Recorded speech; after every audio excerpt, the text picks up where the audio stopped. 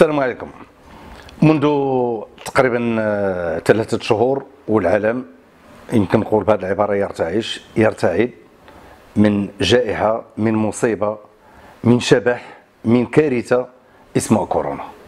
البداية كان في الصين، مدينة أوهان، واحدة من أقوى دول العالم اللي لقات مشاكل كبيرة يحتوي هذا الوضع. بعد ذلك غادي يتسرب لواحد المجموعة من الأخطار خصوصا في القارة الأوروبية وأكثر البلدان المتضررة في أوروبا، إيطاليا، إسبانيا وفرنسا. وبطبيعة الحال مشى لدول أخرى ووصل تقريبا 125 دولة في العالم بدرجات متفاوتة من بلد لآخر. المغرب كبلد رائد على المستوى العربي والإفريقي خذ قرارات شجاعة مبكرا، غلق الحدود البرية والبحرية والجوية تفاديا لأي مفاجأة. أكثر من ذلك تدريجيا خذ قرار بمنع جميع الأماكن في تجمعات بشرية، بداية من توقف الدراسة، الملاعب كرة القدم، المسارح، الحمامات، المطاعم، مقاهي، أي مكان فيه اشتباك أو تواجد واحد عدد كبير من البشر تم يعني توقيف هذه التجمعات، وفي ذلك ربح كبير وامتياز كبير لتفادي الأسوأ. بطبيعة الحال على المستوى الطبي المغرب خدا إجراءات وقائية كبيرة جدا على درجة عالية من اليقظة، العشرات مئات الأطباء ولا بروفيسور وممرضين على قدم وساق. بالمناسبة تحية كبيرة لهم جميعا، الليل والنهار، النهار والليل، شغل مشتغل هو أنهم يطوقوا هذا الوباء واللي يخرجوا بأقل خسائر ممكنة. بطبيعة الحال لمواجهة الوباء بهذا الشكل، وباء مخيف كما قلت، يلزم إمكانات كبيرة، وبتعليمات ملكية سامية تم إنشاء صندوق الدعم لمحاربة جائحة كورونا.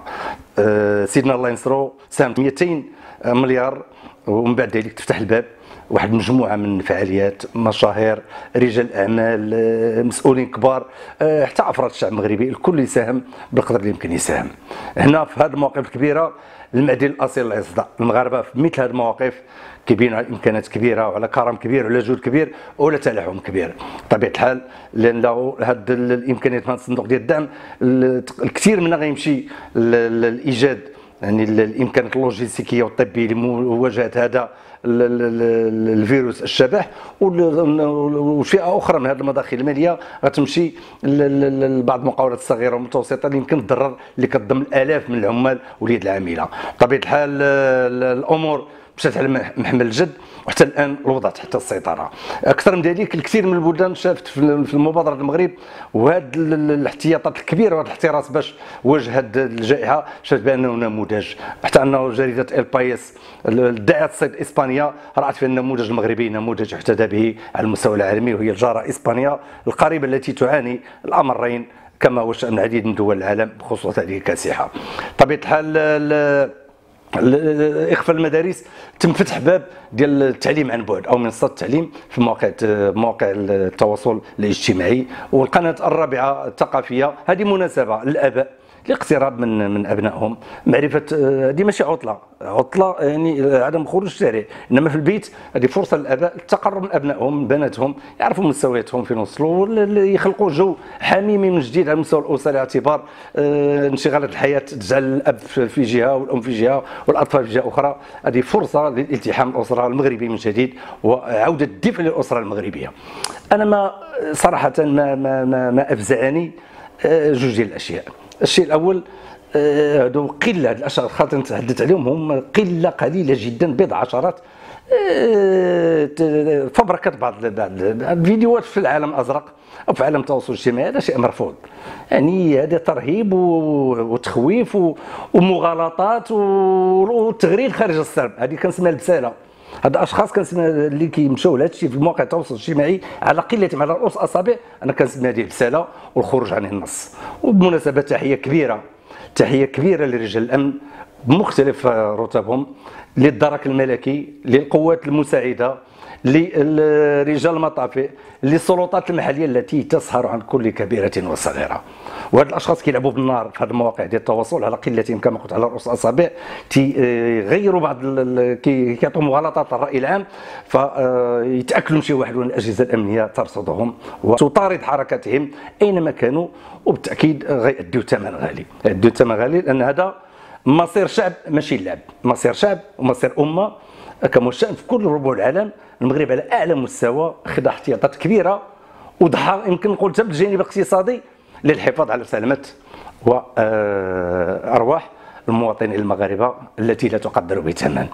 بطبيعه الحال الاجهزه الامنيه ستضرب بيد من حديد على هؤلاء الذين يلعبون بالنار في مواقع التواصل الاجتماعي. ونمشي لواحد الفئه اخرى اللي بعض الاشخاص اللي يمكن يدخلوا في بعض المتاهات اخرى، واللي البعض منهم وهم قله كذلك بضع عشرات خرجوا اكثر في واحد جوج المدن وثلاثه بضع عشرات خرجوا في الليل التهليل والتكبير في علامه استفهام كبيره طرحت من طرف كل الراي العام المغربي. يعني خروج يغردون خارج السرب، خروج خارج اوقات مسموح بها الخاصه بالطوارئ القانون الطوارئ الصحي، واكثر من ذلك لعبوا بالنار لانهم هناك تجمع سكاني خرجوا واخا يكونوا 10 اشخاص ولا 20 ولا 30، ما فكروش بانهم عندهم ابائهم، عندهم اولادهم، عندهم بناتهم، عندهم زوجاتهم، عندهم اقاربهم. فبذلك انا كنسمي هذا جهل مركب. هادو اللي خرجوا في التوقيت على قله من بضع عشرات، هذا كيتسمى جهل مركب. وبطبيعه الحال كما كان المصير ديال اللي كيلعبوا بالنار في مواقع التواصل الاجتماعي غيكون مصيرهم بطبيعه الحال. كاين قوانين زجريه خرجت فيها التغريم وفي حتى يعني السجن لايقاف هذا النزيف وهو في المال. الاعتبار يمكن هاد الاشخاص يخرجوا للشارع على قلتهم يمكن كيفرقوا صكوك الغفران بطريقتهم الخاصه. حتى الدين تيقول لا ترموا بانفسكم للتهلكه، الدين دين يسر وليس دين عسر. بطبيعه الحال هذه جائحه ستمر. حسنا فعل السلطات لما اقفلت المساجد واعتبرتهم من ضمن الاماكن ديال التجمعات البشريه تفاديا وتطويقا لاي نسبه مئويه ولو ضئيله لانتشار هذا الوباء الذي ينتشر كالنار في الهشيم، وانه مخيف لانه لا يرى بالعين المجرده. وبذلك الوضع الان الحمد لله تحت السيطره. بمناسبه تحيه كبيره اذا كنت حييت السلطات ورجال الامن والدرك الملكي والاطباء، فبطبيعه الحال الاطباء الان هم في الوجه، اطباء ولي بروفيسور والممرضين والممرضات في وجه الخطر، فتحيه لهم يشتغلون ليل نهار في نكران كبير للذات. فبذلك هم جنود بالفعل جنود خفاء يستحقون منا كل التنويه والاعجاب. تحدثت على صندوق ديال الدعم، بطبيعه الحال عرض دعم كبير على جميع المستويات والاصعده، انما اطرح تساؤل كما يطرحه الراي العام الوطني. اين اختفى بعض نجوم الرضا المغربي؟ كانت مساهمات لبعض المشاهير ولكن هم قله، وفي الوقت اللي كننتظروا كانت مساهمات سخيه لقله من النجوم، انما ننتظر نجوم كره القدم وبعض المدربين المشاهير وحتى رجال الفن ونادي الفكاهه. هادو الناس اللي يعني دعت صورتهم، اتحدث على المشاهير، هذه فرصتهم للخروج والمساهمه كباقي فئات المجتمع المغربي وكل مكونات واطياف المجتمع المغربي، كل حسب امكاناته لنخرج جميعا بمشيئه الله باقل الخسائر الممكنه. غنضاف الملايين المغاربه اقول للجميع لنبقى في بيوتنا، امل الانفلات من هذا الوباء وفي المكوث في البيت، عدم الاحتكاك. السلطات تطلب فقط من المواطن البقاء في البيت. السلطات تتولى جميع التدابير على جميع المستويات والاصعده، انما تطلب من المواطن الالتزام بطبيعه جوج الحوايج: عدم الخروج، الالتزام بقانون الطوارئ الصحي، عدم الخروج الا للضروره القصوى، والتقيد كذلك باجراءات الوقائيه ديال النظافه، وعدم الاحتكاك والبقاء تقريبا واحد المتر او متر ونصف لما تريد ان تحاور داخل البيت او خارج البيت مع شخص اخر. هذا كل ما في الامر. الامور تمشي بهذه الوتيره. المغاربه في هذه المواقف يعني تيكبروا وكيكبروا على مستوى الجود والكرم والتكافل والتعاضد الاجتماعي. الان بعد الحمله التحسيسيه ونضيف المواطنين، نضيف كذلك عدم تصديق اي شيء يصدر على مستوى مواقع التواصل الاجتماعي. هناك قنوات رسميه، اجهزه اعلاميه رسميه توصل كل كبيره وصغيره للمواطن، وهي مصدر اليقين ومصدر الخبر الصحيح. فهذا هو يجعل الاقبال على النشرات الاخباريه عالي جدا للوصول لكل كبيره وصغيره بخصوص هذا الوباء الذي يجتاح العالم. في الاخير يمكن نضيف بانه الله يبعد عنا هذا البلاء والتحيه كبيره لكل من يساهم في احتواء هذا الوضع.